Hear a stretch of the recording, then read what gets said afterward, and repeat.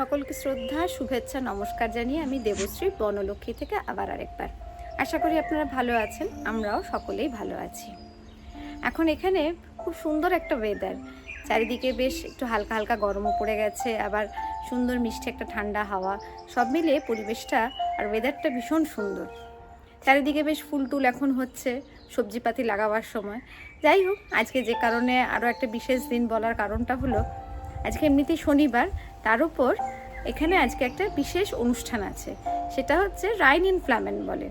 এটা বছরে একটা দিনই হয়। এখানে মানে বাজি ফাটানো হয় আর কি। এটা গভর্নমেন্ট থেকেই ব্যবস্থা করা হয়। তো প্রচুর লোকজন আসে, রাত্রের দিকে হয়। তো আমাদেরও আজকে যাবার প্ল্যান আছে রাইন নদীর ধারে। তো ওখানে নদীর মাঝখান থেকে ওই ড্রোন শো হয় বা বাজিগুলো ফাটানো হয়, সেগুলোই লোকজন সব দেখতে যায়। আমরাও প্রতি বছর যাই, এবছরও মিস করব না। তো ঝটপট করে রান্নাবান্না সেরে দুপুরবেলা খাওয়া দাওয়া করে একটু বিশ্রাম নিয়ে বিকেলের দিকে আমরা বেরিয়ে যাব। বিকেল মানে একটু দেরি করেই বেরোবো, ডিনারটা বাইরেই করব প্ল্যান আছে। খাওয়া দাওয়া সেরে আমরা ওখানে চলে যাব। 10:30 থেকে শুরু হবে, আধ ঘন্টা মতো হয়। চলুন তার আগে বরং আপনাদের একবার একটু বাগানটা সুন্দর ঘুরিয়ে দেখিয়ে দিই। এখন যেহেতু গরমকাল এসছে, একটু ফল বলছি, ফুল হয়েছে, একটু সবজিপাতির গাছ লাগানো হয়েছে। চলুন আপনাদেরকে একবার একটু ঘুরিয়ে দেখিয়ে। এই দেখুন, এটা তো আপনারা জানেনই, এটা আমাদের অলিভ গাছ আছে একটা। কত ফল ধরেছে, প্রচুর ফল ধরেছে অলিভ গাছে, ভর্তি হয়ে গেছে। আর তার নিচে এখানে চিন্ময় লাগিয়েছে লাল শাক। কি সুন্দর ছোট ছোট অনেক লাল শাক হয়েছে। তারপরে এদিকে পর পর গাছ লাগানো হয়েছে। এই দেখুন কি সুন্দর গোলাপ হয়েছে। এখানে তো গরমের শুরু থেকেই মোটামুটি গোলাপ হতে শুরু করে। আমাদের প্রচুর 3-4 রকমের গোলাপ আছে। আর এই দিকে হচ্ছে কুমড়ো গাছ আর কি। কুমড়ো গাছ আছে, পাশে আরেকটা কি মিষ্টির গোলাপ, আরেকটা কি সুন্দর রংটা দেখুন। এই দিকে হয়েছে লাউ গাছ। আর এই হচ্ছে আরেক রকমের জবা, এই জবা বলছি, গোলাপ। কি সুন্দর দেখুন, ছোট্ট ছোট্ট 1 টাকার কয়েনের মতো দেখতে গোলাপগুলো, সাদা রঙের, সুন্দর। এদিকেও আরেকটা হয়েছে। আমাদের লাউ কুমড়ো প্রচুর লাগানো হয় গ্রীষ্মকালে। এদিকে আরেকটা গোলাপ আছে, হালকা গোলাপি রঙের, খুব সুন্দর। এইটা মনে হয় কুমড়ো গাছ। হ্যাঁ, এটা আরেকটা কুমড়ো গাছ। আর এইদিকে আরেকটা গোলাপ, হালকা হলদে। চলুন এবার ঝটপট রান্নাঘরে ঢুকে রান্নাবান্না সেরে ফেলি, তারপর বিশ্রাম নিয়ে আবার বেরোবো। তখন আবার আপনাদের সাথে দেখা হবে। সোজা চলে এসেছি রান্নাঘরে। দেখতেই পাচ্ছেন বেশ বড় বড় পটল। পটলগুলো দেখেই কিন্তু মনে হচ্ছিল প্রথম থেকেই পটলের দোরমা বানাবো। যেমন প্ল্যান তেমনই কাজ শুরু করে দিয়েছি। আজকে পটলের দোরমা বানাবো। খুব সুন্দর পটলগুলো। পটলের দোরমা বানাতে গেলে একটু সময় লাগে ঠিকই, সেই জন্য আজকে খুব বেশি অন্য কোনো রান্নাবান্নার ঝামেলা নিইনি। পটলের মাথাগুলো একটু বেশি করে কেটে নিলাম। এবার চামচ দিয়ে ভেতর থেকে পটলের আঁতিগুলোকে বের করে নেব। নিরামিষ পটলের দোরমা করলে এটা ছানার পুর দিয়ে এই আঁতিটাকে ইউটিলাইজ করে নেওয়া যায়। তবে আমিও ফেলবো না, আমিও আঁতিটাকে ইউজ করে নেব। তবে আমি অবশ্য নিরামিষ পটলের দোরমা করব না, আমার প্ল্যান আছে মাছ দিয়েই করব। চিংড়ি মাছ দিয়ে করব আর রুই মাছ দিয়ে করব। চিন্ময়ের যেহেতু চিংড়ি মাছের অ্যালার্জি, তো ওরটা চিংড়ি মাছ দেব না, ওরটা রুই মাছ দিয়ে করব, আমাদেরটা চিংড়ি দিয়ে করব। পটলের আঁতিগুলো নিয়ে নিয়েছি, মিক্সারে খুব ভালো করে বেটে নেব। সঙ্গে একটু পেঁয়াজ, আদা, রসুন, কাঁচা লঙ্কা সব দিয়ে সুন্দর একটা মিহি পেস্ট বানিয়ে নেব। এই যে হয়ে গেছে মিক্সারের পেস্ট। এবার ওটাকে সুন্দর করে কড়াই একটু নেড়ে নেব। তার আগে চিংড়ি মাছগুলোকে নুন হলুদ মাখিয়ে রেখে দিয়েছিলাম বেশ কিছুক্ষণ। আর এদিকে রুই মাছটাও একটা বড়সড় পিস নিয়ে নিয়েছি, এটাকেও নুন হলুদ মাখিয়ে রেখে দিয়েছিলাম। তেলে দিয়ে দিলাম। রুই মাছটাকে হালকা করে ভেজে নিয়ে মাছটাকে ছাড়িয়ে নিতে হবে। সঙ্গে চিংড়ি মাছটাকেও ভেজে নিলাম। মাছ ভাজার পর্ব তো মোটামুটি মিটে গেল। পটলের দোরমা খেতে যতটা ভালো লাগে, করতে কিন্তু ভালোই খাটুনি রয়েছে, সময় দিতে লাগে। তো মাছের পর্ব তো হয়ে গেল। এবার আঁতিটা যেটা বেটে রেখেছিলাম সেটা একটু কড়ায় নেড়ে নিতে হবে, যাতে জিনিসটা শুকনো শুকনো মতো হয়ে যায় আর কি। আর এদিকে পাশের আরেকটা ওভেনে পটলগুলো ভাজতে দিয়ে দিলাম। এই পটলগুলো যদিও খুব একটা বেশি ভাজতে হয় না, হালকা একটু রাঙা রাঙা হয়ে গেলে পটলগুলো নামিয়ে দিতে হয়। এই পটলের দোরমা এটা কিন্তু আমার ভীষণ পছন্দের একটা মেনু। মোটামুটি নিরামিষ হোক আমিষ হোক আমার ভীষণ পছন্দের এটা মেনু। বাপের বাড়িতে গেলেই মাঝে মাঝে মায়ের কাছে আবদার করে বসি, মা পটলের দোরমা বানাও। যদিও মায়ের মতো হতে হবে নাকি জানি না, তবে চেষ্টা করব এই আর কি। চলুন এবার রুই মাছের পুরটা বরং বানিয়ে ফেলি। রুই মাছটা ছাড়িয়ে নিয়েছিলাম, তার সঙ্গে এবার একটু বেশ বড় বড় করে পেঁয়াজ কেটে নিয়েছি। পুরটায় একটু এরকম বড় বড় করে পেঁয়াজ দিলে মুখে পেঁয়াজটা লাগলে বেশ ভালোও লাগে। একদম খুব বেশি ভাজার দরকার নেই, হালকা করে পেঁয়াজটা ভেজে তার মধ্যে আদা রসুন দিয়ে এবার একদম ঘরোয়া সাধারণ মশলা আর কি। আর এদিকে পটলগুলো আমার মোটামুটি ভাজা হয়ে গেছে, পেঁয়াজও মোটামুটি ভাজা হয়ে গেছে। আন্দাজ মতো টমেটো দিয়ে দিলাম। আসলে একটাই মাছ তো খুব বেশি মশলার দরকার নেই, অল্প করে একটু নুন, হলুদ গুঁড়ো, জিরে গুঁড়ো, ধনে গুঁড়ো, লঙ্কা গুঁড়ো যা হয় ঘরোয়া মশলা সেই দিয়ে বেশ ভালো করে কষে মাছটাকে বেশ শুকনো শুকনো একটা পুরের মতো করে নিতে হবে। এই রুই মাছের পুর আর চিংড়ি মাছের পুর কোনটা হবে মোটামুটি জানেন, এই নিয়ে সকাল থেকে আমাদের ঘরে বেশ একটা ছোটোখাটো দ্বন্দ্বই চলছে। ও বলছে না মা চিংড়ি মাছ করো, ও বলছে না মা তুমি পনির করো, আর চিন্ময় অবশ্য রুই মাছটাই পছন্দ করে, তো ও রুই মাছ হলো। তো ফাইনালি আমাদের চিংড়ি মাছ আর রুই মাছেই দাঁড়ালো। তো নিরামিষ কখনো অন্য একটা দিনে হবে, বা চিকেন দিয়েও অন্য কোনো সময় করা যাবে। তো এখানে পেঁয়াজ তো ভালো করে কষে সামান্য একটু জল দিয়ে মাছটা দিয়ে দেবো। এবার মাছটা দিয়ে বেশ শুকনো শুকনো করেই রাখতে হবে আর কি, যেহেতু পটলের মধ্যে দেওয়া হবে। তো আর এই পাশে ছোট্ট করে ভাবলাম একটু ঢ্যাঁড়স ভাজা বসিয়ে দিই। শুধু পটলের দোরমা দিয়ে ভাত খাবে ছুটির দিনে, তো অল্প করে একটু ঢ্যাঁড়স বসিয়ে দিলাম।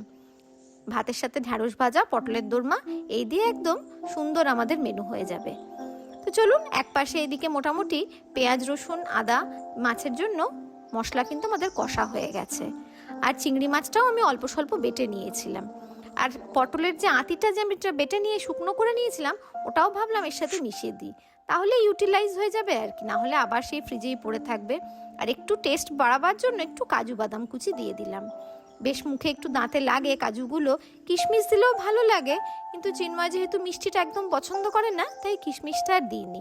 তবে নিরামিষ পুর করলে ছানার পুর টুরে কাজু কিশমিশ দুটো দিলেই কিন্তু ভাল লাগে। আর সবশেষে দিয়ে দিলাম একটু ধনেপাতা, গন্ধটা এতে আরও সুন্দর লাগে। তো এবার রুই মাছের পুর তো হয়ে গেল, চিংড়ি মাছের পুরটাও ঠিক একই রকমভাবেই বানিয়ে নেব। ওই আর কি, যেমন রুই মাছের পুরটা বানালাম, পেঁয়াজ আদা রসুন ঘরোয়া মশলা এইসব দিয়েই চিংড়ি মাছের পুরটা বানিয়ে নেব। চিংড়ি মাছটা ভাজা হওয়ার পরেই বেশ খানিকটা কিন্তু ঘুরতে ফিরতে আমাদের কম বেশি সবারই একটু একটু করে খাওয়া হয়ে গেছে। বেশ লোভনীয় লাগছিল আর কি, ছোট চিংড়ি তো ভালোই লাগে খেতে। তো আমাদের তিনটে যেহেতু পটল চিংড়ি মাছের হবে, তাই চিংড়ি মাছের পরিমাণটা একটু বেশি করেই করেছি। তারপরে ভাবলাম এই তো শুধু ভাতে মেখেও খাওয়া যায়, সেই জন্য একটু বেশি করেই করে নিলাম। এই যে চিংড়ি মাছের পুরো আমাদের মোটামুটি রেডি। আর এইদিকে পটলগুলো নিয়ে নিয়েছি। পটলেরগুলো দেখেই না বেশ ঢোলের মতো লাগছে, কিন্তু দেখুন বেশ বড় সড়ো পটলগুলো। এই যে চিন্ময়ের জন্য প্রথমে বড় পটলটা নিয়েছি, পুরটাকে বেশ সরু করে লম্বা করে পাকিয়ে পাকিয়ে ধীরে ধীরে ওর মধ্যে ঢুকিয়ে নেব। তারপরে পটলের মুখটা দিয়ে একটা স্টিক দিয়ে আটকে দেবো, তাহলে মোটামুটি এরকম করে সব পটলগুলো রেডি হয়ে যাবে। পটলগুলো রেডি এদিকে করতে করতে গ্রেভিটার জন্য ব্যবস্থা করতে হবে। গ্রেভির জন্য আলাদা করে কিছু না, ওই রকমই আর কি, ঘরোয়া মশলা পেঁয়াজ আদা রসুন টমেটোকে বেশ ভালো করে কষে জিরে হলুদ লঙ্কা ধনে এইসব দিয়ে কষে নিয়ে অল্প করে জল দিয়ে দিয়েছি। চাইলে এটাতে আরেকটু ভালো করার জন্য কাজু বাদাম বাটা এইসব দিয়েও করা যায়, তবে আজকে আর আমি সেই প্রসেসে যাইনি, আজকে খুব একটু হালকার উপরেই রেখেছি আর কি। তো মোটামুটি কষা তো হয়ে গেছে, জলও দিয়ে দিয়েছি, এদিকে টকবক করে ফুটতে শুরু করে দিয়েছে। আর এই সময় পটলগুলোকে দিয়ে বেশ খানিকক্ষণ ভালো করে ফুটিয়ে সবশেষে ধনেপাতা আর গরম মশলা দিয়ে ঢাকা দিয়ে রেখে দিলেই আমাদের পটলের দোরমা কিন্তু একদম রেডি হয়ে যাবে। রঙটা কিন্তু খুব একটা মন্দ হয়নি, দেখুন বেশ লালচে লালচে রং হয়েছে। আমাদের মনে হয় আজকে এই দিয়েই খাওয়া হয়ে যাবে, আর অন্য কিছু লাগবে না। গরম মশলাও দিয়ে দিলাম। রান্না মোটামুটি একদম শেষের দিকে। পটলের দোরমা অনেক দিন পরে খাবো, সবাই আমরা কিন্তু ভীষণ অধীর আগ্রহে রয়েছি যে কেমন হবে আমাদের পটলের দোরমা। চলুন আপাতত রান্না একদম শেষ, পাত্রে মোটামুটি ঢেলে সুন্দর করে সাজিয়ে পরিবেশন করলেই হয়ে গেল। এই যে আমাদের মেনু মোটামুটি রেডি হয়ে গেছে, জম্পেশ মেনু। প্রথম দিন বানালাম যদিও, পটলের দোরমা কেমন হয়েছে জানি না, খেয়ে সবাই বলবে। ডাল, পটলের দোরমা, চিংড়ি মাছ মাখা, ঢ্যাঁড়স ভাজা, এই হচ্ছে আমাদের আজকে মেনু। খেয়ে নাও ঝটপট, বাকিদের সবাই ডেকে দিই, চলুন খাওয়া দাওয়া সেরে নিই ঝটপট করে। রেডি হয়ে গেছি সবাই, যেমন আপনাদেরকে বলেছিলাম যে আজকে আমরা যাব এখানে বাজি ফাটানো দেখতে। এখানে খুব সুন্দর হয়, বছরে একদিনই হয়। তো শুরু হবে রাত্রিবেলা 11টা নাগাদ, ঘড়ির কাঁটায় বাজছে এখন 9:30। তো আজকে আর ঘরে রান্না বান্নার কিছু ঝামেলা রাখিনি, সবাই মিলে আজকে একটু বাইরে খাওয়া দাওয়া করে ওখান থেকেই আমরা ট্যাক্সি বুক করে চলে যাব। চিন্ময় সকালেই ওখানে গাড়িটা রেখে এসছে, কারণ গাড়ি এই সময় নিয়ে পার্ক করা খুব মুশকিল হয়ে যায়, একদম জায়গা পাওয়া যায় না। তো সকালবেলায় ওই জন্য রেখে এসছে। তো চলুন ঝটপট সবাই মিলে আগে বেরিয়ে একটু খাওয়া দাওয়াটা সেরে নিই, ডিনার করে নিই, খেয়ে দিয়ে তারপরে ওখানে গিয়ে কীরকম কী হচ্ছে সব কিছু আপনাদেরকে দেখাবো। চলুন আপাতত বেরিয়ে পড়া যায়। এই যে এসে গেছি আমরা হাউস দিস ডোনার্স। এ তো আপনাদের খুব চেনা দোকান, আমরা আগেও এসেছি, আমাদের খুব পছন্দের দোকান। এখানে যত রেস্টুরেন্ট রয়েছে তার মধ্যে এখানের খাবার আমাদের সবচেয়ে বেশি ভালো লাগে, তাই আমরা এখানে প্রায়ই আসি আর কি। খুব ভালো বানায়, বেশ স্পাইসি হয় একটু। চলুন ওরা দাঁড়িয়ে এসেছি, মানে অর্ডার দেবে, আমরা গিয়ে বসি। চলো বসো কোথাও একটা, কাউ আছে এখানে। এই যে আমাদের খাবার দাবার মোটামুটি এসে গেছে। এই যে এখানে চিকেন আছে, ফ্রেঞ্চ ফ্রাইজ আছে, স্যালাড রয়েছে। এটাই যা জাম্বো সাইজের একটা প্লেট, এটাতেই আমাদের মোটামুটি দুজনের হয়ে গিয়ে তিতিরেরও হয়ে যায়। আর এদিকে শ্রেয়াংসের রয়েছে এটা জাম্বো সাইজের দুরুম। চলুন ঝটপট খেয়ে নিই, খেয়ে দিয়ে তারপরে আমাদের ট্যাক্সি বুক করতে হবে। বেশ, তো ভালো মন্দ খাওয়া দাওয়া হলো, খাওয়া দাওয়া সেরে আমরা এবার ট্যাক্সিতে উঠে পড়েছি, বাজি ফাটানো দেখতে যাব সেই উদ্দেশ্যে। খুব বেশি দূরের রাস্তা নয়, এই যে আমরা এসেই গেছি। চারিদিকে দেখতেই পাচ্ছেন চোখ ধাঁধানো আলো, প্রচুর মিউজিক, মানে দেখা যাচ্ছে না এত প্রচুর আলো। আর তার সাথে তো প্রচণ্ড ভিড়, মানে পা রাখার জায়গা নেই। মানে লোকজনেরা, এখানকার লোকজনেরা এই দিনটার জন্য বহুদিন থেকেই অপেক্ষা করে, বছরে একবার করে হয়। তা আমরাও এত বছরে কখনো খুব একটা মিস করিনি। শুনছি আবার এটাই নাকি শেষ আর কি, এরপরে আর হবে না। এই যে শুরু হয়ে গেছে দ্রোণ শো। 40টা মানে যা বুঝতে পারলাম এই ইভেন্টটা 40 বছর পূর্ণ হলো আর কি। এটা দ্রোণ শো হচ্ছে, ছোট ছোট অনেক দ্রোণগুলো এগুলো মানে কন্ট্রোল করে আর কি। কিভাবে কন্ট্রোল করে জানি না, পুরোটাই কম্পিউটারাইজড। বিভিন্ন বছরে কি কি হয়েছিল সেই সব বিশেষত্বগুলো নিয়েই এরা দ্রোণ শোগুলো দেখাচ্ছে আর কি। দেখতে এত ভালো লাগে, আর সে মনে হচ্ছে যেন আকাশের মধ্যে থেকে কত তারা যেন সুন্দর করে সাজানো আছে, ঠিক এরকম অনুভূতিটাই হয় আর কি। ক্যামেরায় দেখা নিজের চোখে দেখা দুটো কিন্তু সম্পূর্ণ ভিন্ন, তবুও চেষ্টা করি আর কি যতটা ক্যামেরাবন্দি করে রাখা যায়। দেখে বেশ ভালোই লাগছে, সঙ্গে মিউজিকও হচ্ছে, সব মিলিয়ে খুব সুন্দর লাগছে। আবার কোনো কোনো বছর হয় কি, আকাশ মেঘলা থাকলে বা ওয়েদার ভালো না থাকলে এরা কিন্তু সেটাকে বন্ধ করে দেয়, শুধু বাজি ফাটানোটাই দেখায়। গত বছরই অবশ্য এরকম হয়েছিল, তো সেবার একটু মনটা খারাপ হয়ে গেছিল। তবে এবছর আর ওই জন্য মিস করিনি কিছুই, এবছর ওয়েদারটাও ভালো আছে, আমরা ঠিক সময়ও চলে এসেছি। আর বলতে বলতেই দ্রোণ শো শেষ, এবার শুরু হবে বাজি ফাটানোর পর্ব। এও কিন্তু অসাধারণ যাকে বলে, আধ ঘন্টা ধরে হয়, আপনি কিন্তু চোখ ফেরাতে পারবেন, মন একদম জুড়িয়ে যাবে। চলুন আমরাও মন ভরে দেখি, আপনারাও মন ভরে দেখুন।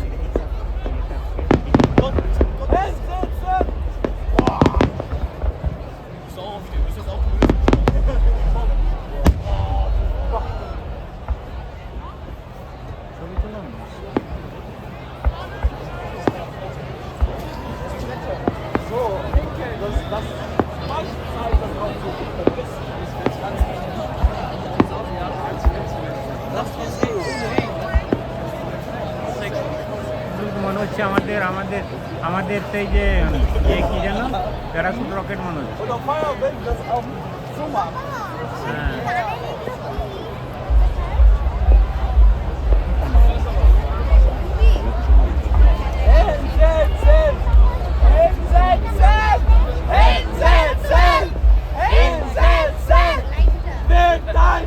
সব আছে সব আছে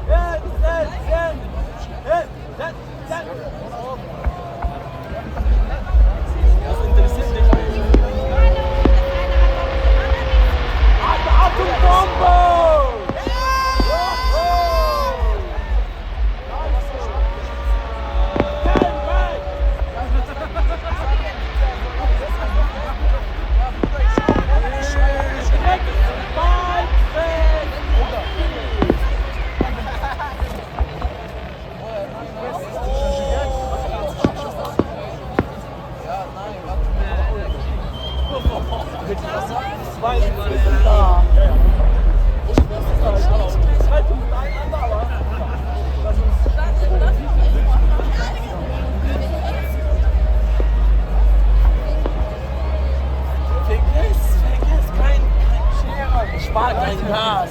Komm mal jetzt einfach ein bisschen runter und alles dein Gas.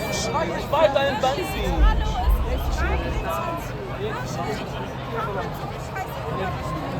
Spar dein Benzin. Spaß. Wir sind neidisch. Wow. Wow.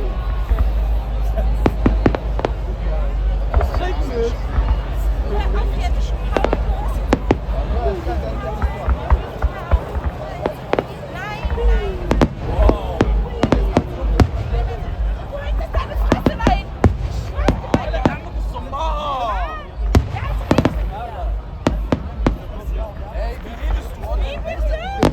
Das ist eine Frau, wie redest du? Dann red ein bisschen. Du, die muss dich benehmen. Die ist eine Frau, die darf wie reden wie ein Mann, die